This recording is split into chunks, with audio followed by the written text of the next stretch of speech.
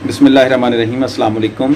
एक दोस्त का सवाल था कि क्या जो आपने अभी लेटेस्ट नुस्खा जो अपलोड किया है उसमें तुखम रेहान मेंशन आपने ऊपर किए, तो तुखम रेहान जो है ना वो नुस्खा में मिसिंग थे, इसलिए वो मैंने ऊपर ऐड कर दिए हैं। तुखम रेहान भी आपने इसमें 50 ग्राम शामिल करने हैं।